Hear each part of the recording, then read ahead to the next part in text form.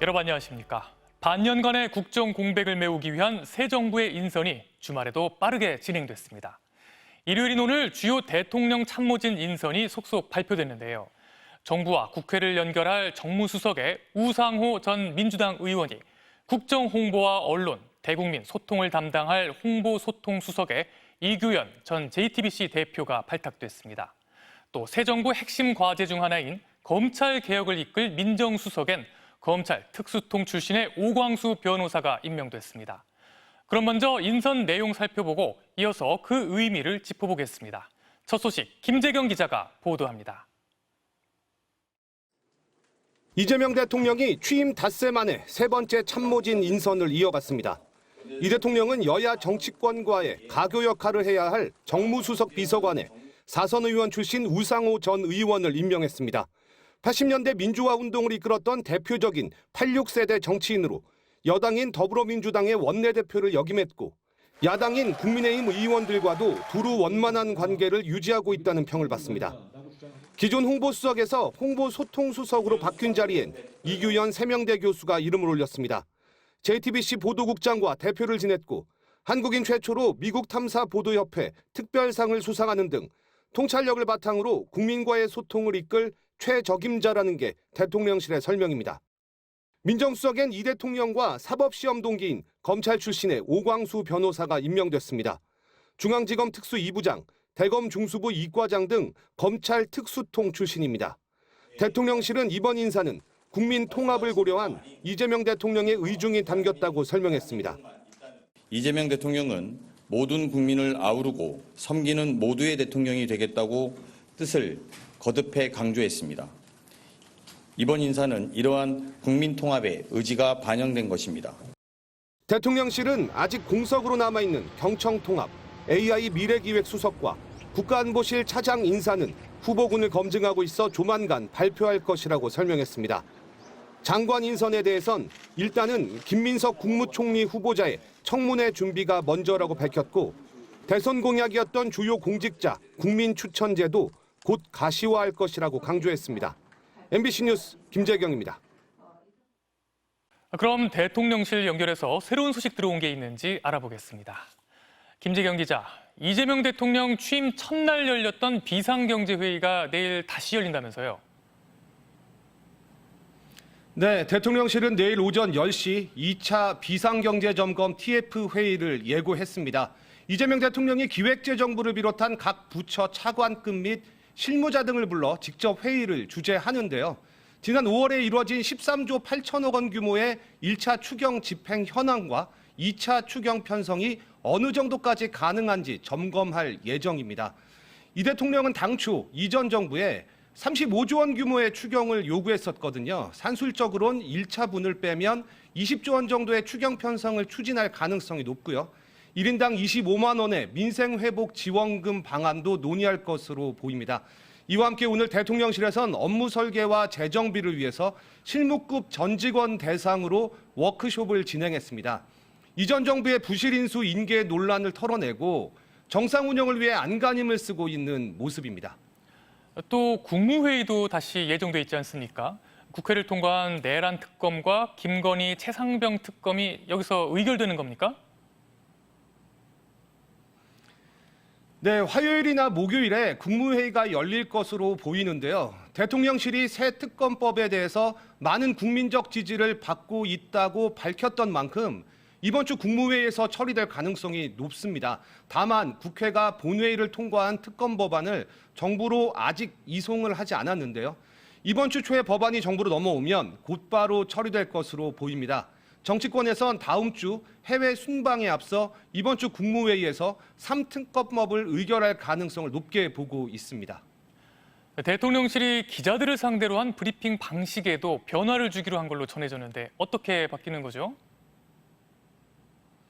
네, 질문하는 기자들을 카메라가 잡아서 실시간 공개하는 방식으로 브리핑이 바뀝니다. 기존에는 브리핑하는 대통령이나 대통령실 참모들만 영상으로 찍어 내보냈었는데요. 카메라 넉 대를 추가로 설치해서 대통령 브리핑룸 내부와 관계자들, 또 질문하는 취재진까지 좀 더 투명하게 비추기로 한 겁니다. 국민의 알 권리 보장을 위해서 이재명 대통령이 직접 지시했었다고 하는데요. 이 대통령은 앞서 취임과 동시에 모든 대통령식 공식 브리핑을 생방송으로 진행하라는 지시를 내리기도 했습니다. 지금까지 용산 대통령실에서 전해드렸습니다. 대선 패배 책임을 놓고 내홍을 겪고 있는 국민의힘의 김용태 비상대책위원장이 윤석열 전 대통령과의 관계를 청산하겠다며 개혁 과제를 발표했습니다. 탄핵 반대 당론을 무효화하고 지난 대선에서 한덕수 전 총리로의 후보 교체 시도도 진상을 규명하겠다고 밝혔는데요. 당내에선 응원한다는 의견이 있는가 하면 김 위원장 본인의 임기나 걱정하라는 날선 반응도 나왔습니다. 홍익표 기자가 보도합니다. 휴일 오전 기자회견을 자청한 국민의힘 김용태 비상대책위원장. 보수 재건과 당내 민주주의 회복에 나서겠다며 5가지 개혁안을 발표했습니다. 오는 9월 초 새 당대표를 뽑는 전당대회를 열어 지방선거를 준비하고 의원총회를 거쳐 윤석열 전 대통령 탄핵 반대 당론을 무효화하는 한편 당론 투표를 거칠 때 당심과 민심을 모두 반영하겠다는 내용 등이 포함됐습니다. 특히 지난 대선 기간 발생한 후보 교체 논란 역시 들여다보겠다고 공언했습니다. 당의 대선 후보를 부당하게 교체하고자 했던 과정의 진상을 규명하고 합당한 책임을 부과하겠습니다. 당장 국민의힘이 내일 의원총회를 통해 당 지도부 운영 등을 논의할 예정인데 하루 앞서 발표한 개혁안을 두고 당내 반응은 엇갈렸습니다. 친한계로 분류되는 박정하 의원은 젊은 비대위원장의 고뇌를 응원한다고 지지의 뜻을 나타냈습니다.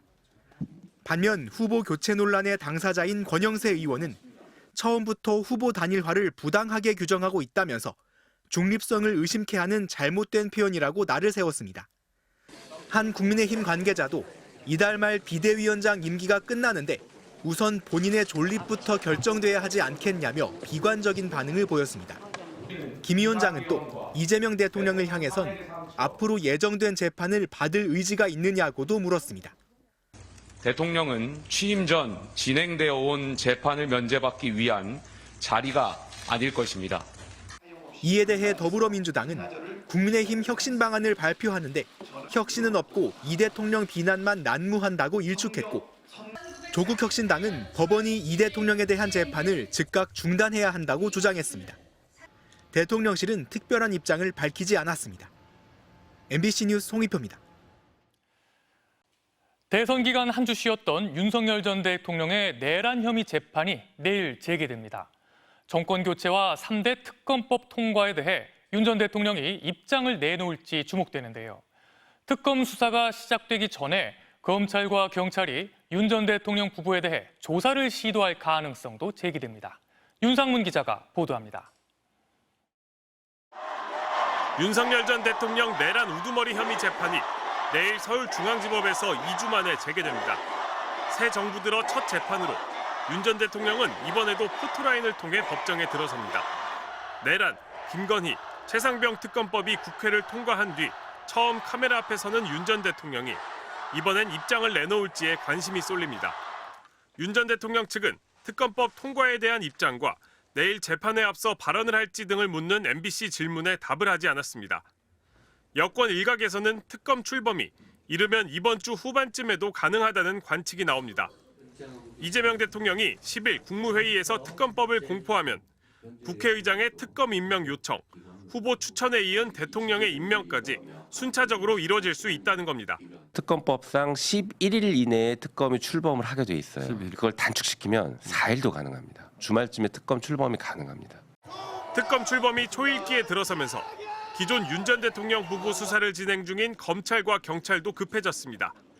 경호처 비화폰 서버 기록을 복구한 경찰은 현재 윤 전 대통령의 비화폰 증거인멸 의혹 등을 조사 중이고 검찰은 김 여사의 도이치모터스 주가 조작, 공천 개입, 건진법사 관련 의혹 등을 수사하고 있습니다.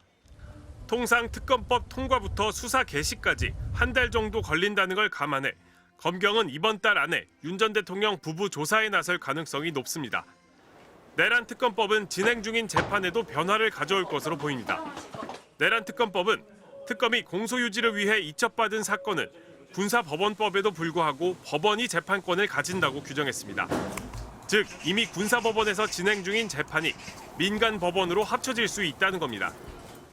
특검법은 또 1심은 특검의 공소 제기 6개월, 2, 3심은 원심 선고 3개월 안에 선고하도록 해 내란 재판의 속도 역시 빨라질 수 있습니다. MBC 뉴스 윤상문입니다. 새 정부 출범과 함께 비상계엄 사태 이후 사실상 중단됐던 우리나라의 정상 외교가 본격적으로 재개됐습니다. 이재명 대통령이 이달 중순 참석하는 G7 정상회담에서 미국 트럼프 대통령과 만날 가능성이 큰 상황인데요. 우리 이익을 지키면서도 한미 동맹도 강화해야 한다는 험난한 과제를 풀어야 합니다. IMF 위기 때보다 험난한 때라는 현 상황, 어떻게 풀면 좋을지 워싱턴 김재용 특파원이 전문가들 얘기를 들어봤습니다. 한미 정상은 이달 중순 캐나다 G7 회의에서 처음 만날 가능성이 큽니다. 한미 동맹 강화는 물론 무역 협상 타결을 위한 중요한 무대입니다. 하지만 트럼프 대통령은 경제와 안보 모두를 미국에 올인해달라고 요구할 가능성이 높습니다. 이 대통령의 균형 외교가 첫 시험대에 오르는 건데 한마디로 너무도 벅찬 과제라는 게 전문가들의 설명입니다. I think this is going to be the big challenge for Lee Jae-myung and his government in terms of their foreign policy, which is a balancing act. 미국과의 철통 동맹과 중국을 통한 경제적 이익 극대화, 이 두 가지를 다 취하는 게 이론적으로는 가능해 보이지만 험난한 줄타기를 각오해야 한다는 겁니다. Those are going to be hard questions. You can say that in general, but in particular, what does it mean on a policy when you're confronted with pressure from Washington? Or we want a middle path. I do appreciate the necessity to balance, but I think that's going to be so difficult.